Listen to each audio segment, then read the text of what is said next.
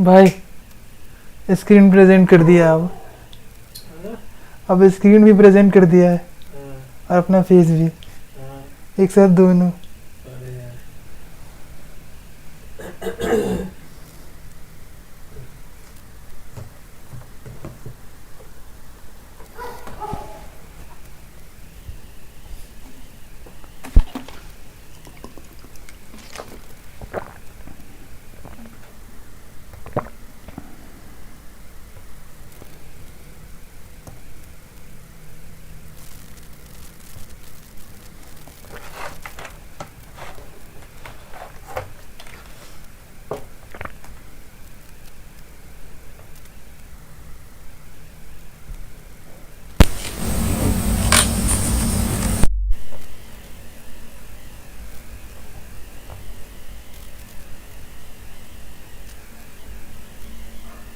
Of zeros at the ending of that number. Hey guys, so we'll be solving another problem today, that is trailing zeros, and this is from 10 days of code series on HackerBlocks. So the question says, given a integer n, we want to write a function that returns the count of trailing zeros in n factorial, which means you need to compute the value of n factorial and count number of zeros at the ending of that number. But this is something little tricky, because if n is a large number, then you cannot compute n factorial. Clearly you can see n is a very large number. It is of the order 10 raised to the power 9, which means n factorial can be very large. Okay, so let me show you a single input output. So as you can see here, n is given as 5, and we know output n factorial is 120, and it has a single trailing 0, so the output here is 1. And similarly you can have a lot more zeros if the number is large. So what makes this problem tricky is this large value of n. Okay, and we clearly know to store large factorials we need and largest number that we can store in long int is of the order 10 raised to the power 18, which means we can store at most 18 digits in long int, and this is something we cannot do with 10 raised to the power 9 factorial. That would clearly mean at least 10 raised to the power 9 digits. Okay, so this number of digits we cannot store in long int, so we cannot compute factorial. Second is the issue with the complexity. If you compute n factorial, it is going to take order of n time, and if you do something in order of n time, it will also give you TLE. So both, we have a memory issue, we have a time limit issue, so which means we have to think something different. We have to come up with a way which allows us to compute the number of trailing zeros directly without worrying about the value of n factorial. Okay, so we are going to look at a method in which we can directly know the number of zeros in n factorial without calculating the value of n factorial. This is what we are going to do in this video. So let me give you an example of, let's say, 10 factorial. Okay, so we are interested in finding out what is the number of zeros if we compute 10 factorial or 100 factorial also. Okay, so clearly 10 factorial is written like this. So 4, 5, 6, 7, 8, 9, 10, and yeah, so this is what 10 factorial is.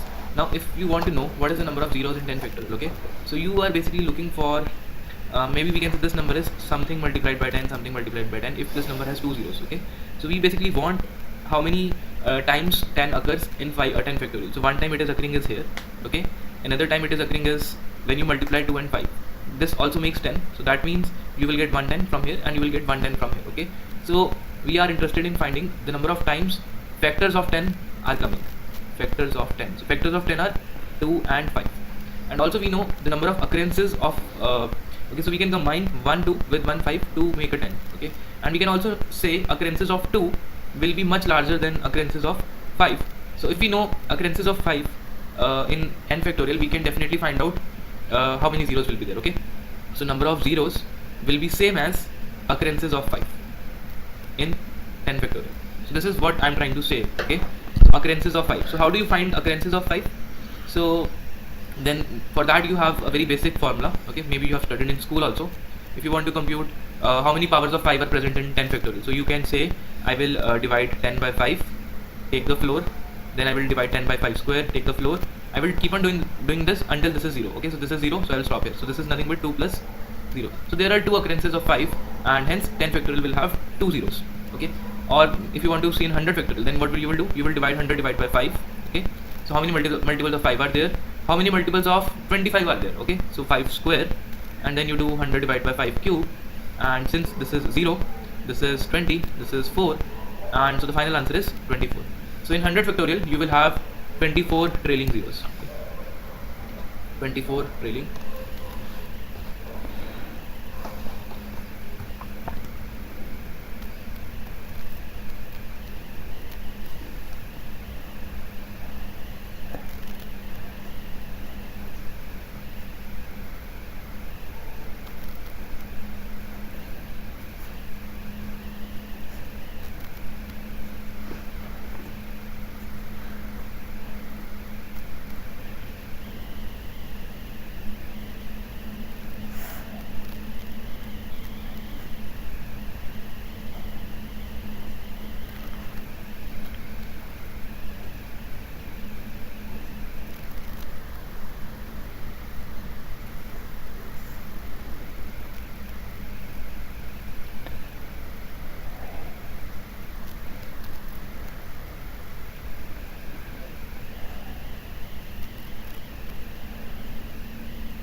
Zeros. So this is how you can actually compute the trailing zeros. Okay, and if you're not sure why this is true, you can actually see if you want to count number of 5s in 100. Okay, so let's try to break it down like this: 1 2 3 4 5, then let's say 10, then let's say 15, then let's say 20, 25, and so on. Okay, So this is 50 and so on. Okay, so if you want to count the number of 5s, so 1 5 is coming from here, 1 5 is coming from here, 1 5 is coming from here, 1 5 is coming from here.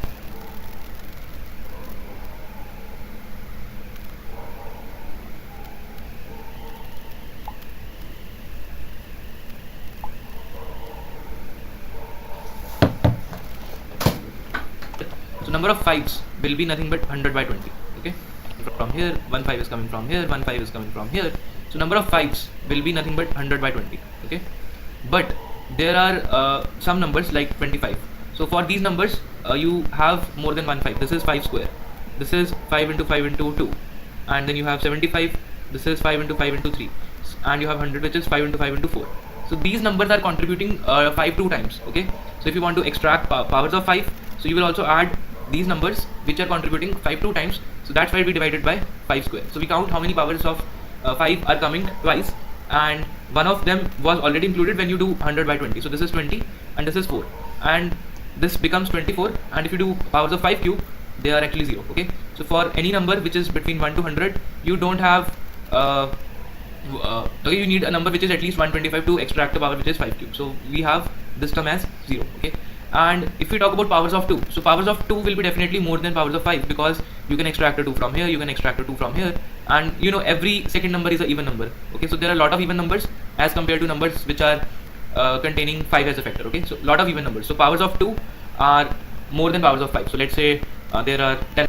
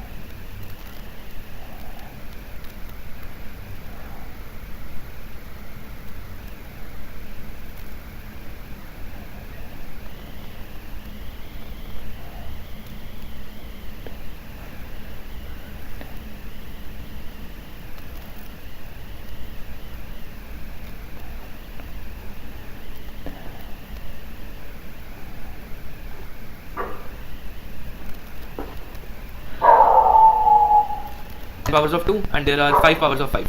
Okay, so in such a case you will only have 5 number of trailing zeros, because you can combine 5 of the 2's with 5 of the 5's to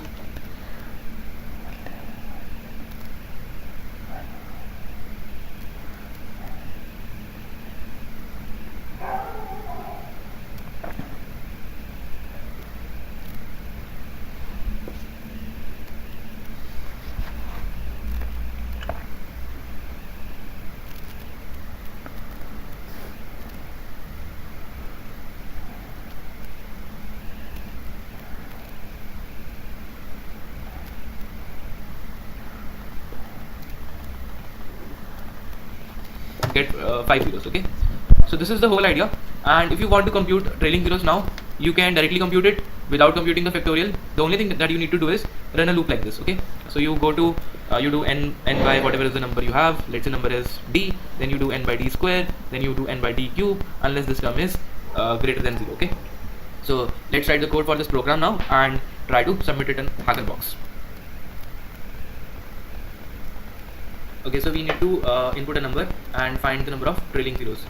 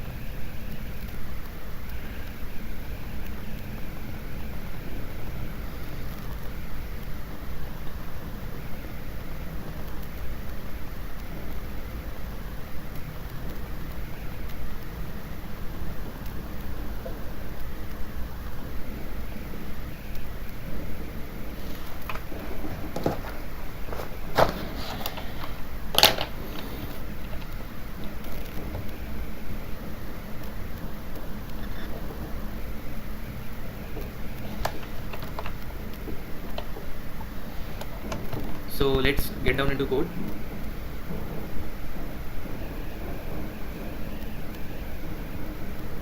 Alright, so let me just open this. Okay, we will make a function called int find 0.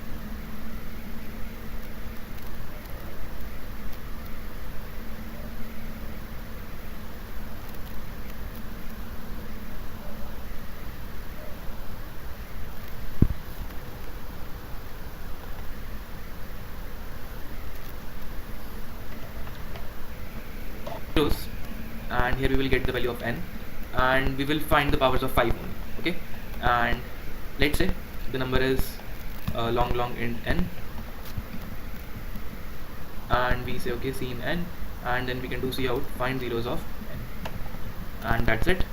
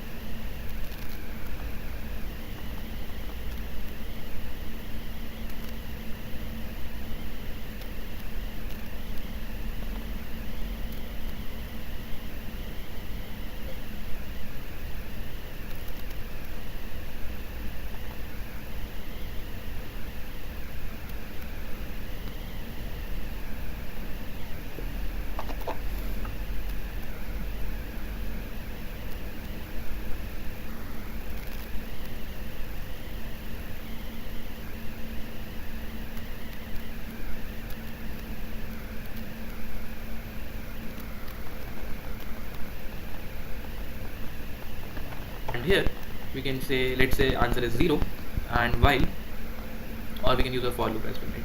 So for whatever is the number, okay, so number is actually 5, okay, so number is 5, or let's say d is 5, so d is the divisor, okay, and we can say d by I should be greater than equal to 1. We can say d equals to d into 5. So what I'm doing here is I'm just making the powers of 5, okay, and every time I can say whatever is the power, whatever is the value of d, to my answer I will add n divided by d. That's it, and I return my answer. So this is what I have exactly implemented. You can also use a while loop. So here I'm just making powers of 5 and dividing n by that power and adding to my answer and returning the final answer, okay. So let's build the code. Okay, I is not declared, sorry. This should be n divided by d, okay. this should be small n. So yeah, and let's try to run it.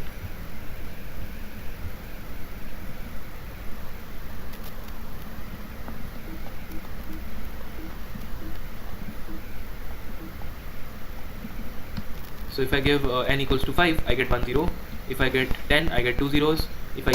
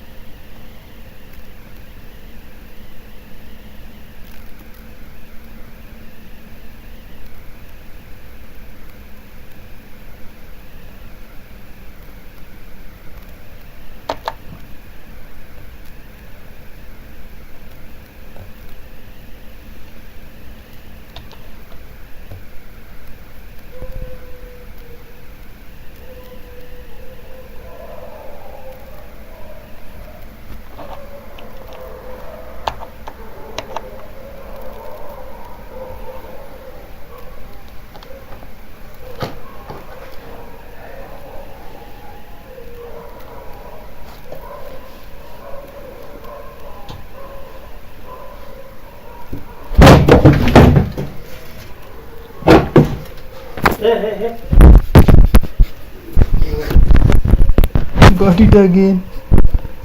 हटा दिए थे लोग को.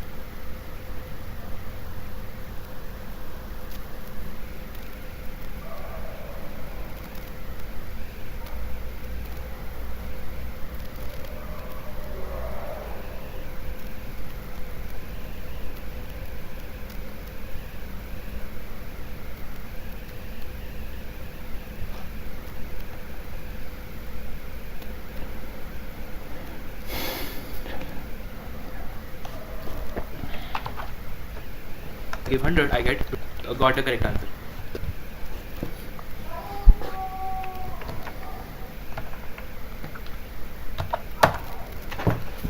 Hi everyone, in this video we will learn how do you write a function that prints all prime numbers up to a number n. So in the programming fundamentals section we have seen how do you check if a number is prime or not. So what we will do in this problem is to first convert this logic inside, to move the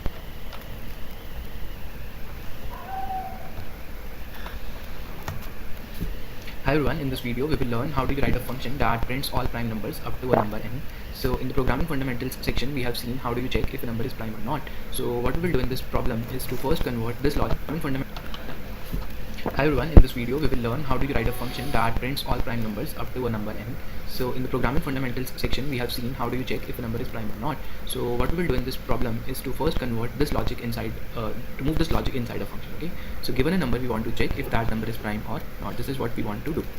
So clearly this is what we have done in the earlier program that we did in the programming fundamentals section. So what I will do, so I will just copy this much code, okay, and I will make a boolean function. That boolean means you want to return true or false, and this function will check if a given number is prime or not. So it will accept a number n, so this number will come from the main, okay, and I am doing int I, okay. So for I equals to 2, I less than equals to n minus 1, I plus plus, if n is divisible by I can say this number is not prime. So instead of outputting something here, I will just say at this moment, instead of breaking the loop, I can say return false. So this false will terminate this function at this point, and your loop will also terminate, okay. So you do not need the break statement, and this return statement will make the control flow back to the main, okay. And if you come out of this loop, so clearly there is no need to put a separate if condition, because if you come out of this loop, this return statement has not executed, okay. This return statement did not actually execute, so you are actually out of the loop. So in this case you will simply say, okay, I want to return true because I'm out of the loop, so I'm out of the loop only if the number is prime, so I can say return true. So this is what we can do, and you can say now we have converted the prime check logic inside a function, okay. So this function accepts a number, and this function is going to return true or false if this number is prime or not. So this true and false will go back to the main, okay. So this is the function called prime. So let us try to execute our code and see if we are able to do something about it, okay. So let's say we have taken input the number n, and here I can check if the number is prime, so this function returns true. So if n is prime, so this condition becomes true, so we enter the if block, and you can see out n is prime. Otherwise you can say else this is not prime, okay. And I put a handle here, and I put a handle here, okay. So let me execute this now.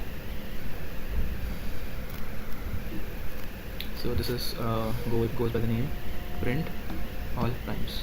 So if I give let's say the number 8, so 8 is not prime. If I give the number 11, so it says 11 is prime. So it means our logic is correct. So what we will do next is we will write one more function whose task is to print all primes up to the number n, okay. So in this case we will write a function to print all prime numbers up to n. So what we can do is the return type will be void, because this number is not going to return, it's just going to print. So void print primes, and we get some capital N, okay. So that is the range. Then I can say for int I equals to 1, I less than or I equals to 2, I less than equals to n, I plus plus, I can check if this particular number is prime, then I will print it. So I can check if is prime I. So if the ith number is prime, I will just print it. Otherwise I will just continue, or I just go to the next number, okay. So this is what I do in this function. So in the main, instead of calling this, I will now call the function print primes, and I will give it the value of n, okay. So remember this variable and this particular variable can have either the same name or they can have a different names, because when you're calling this function, this variable is created separately, and this actually accepts the value which is being sent through the function from where it is called, okay. So print primes, okay. So let us first test our code, and let me give n equals to 100. So you can see we are getting all prime numbers in the range 1 to 100, okay. So these are the all prime numbers, okay. And one more thing is, let us see how the flow of code now looks like. So you have a function main, okay. So you have a function main that is making a call to a function called print primes, and in print primes you are running a loop, okay. You are running a loop from 2, 3, 4, 5, so on. So every time you are going to a value, you are making another function call. So for 2 you make a function call is prime, and this gets a value 2, and this function tells this it's true or false. Next time you again make a call, and this number is 3, so it returns true or false. Again you make a call, you give a number 4, and it returns false, and you keep on doing this for everything, okay. So in this case main is not calling this function, instead you call the function print primes, which indeed calls a helper function called is prime, and this is how we are making function calls, okay. So I hope this logic is clear and you will be able to solve more problems.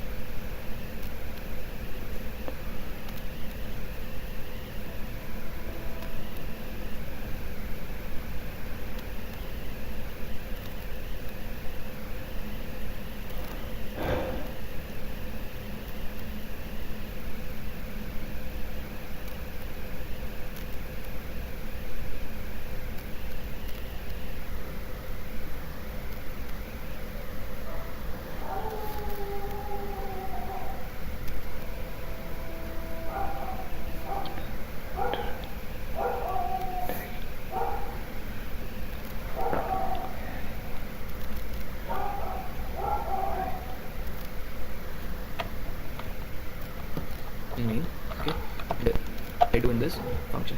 Otherwise, all prime numbers, Taylor number all prime numbers up to n. What we can do is the return type will be void because this number is not going to return; it's just going to print less than running a loop. Okay, you're running a loop from 2.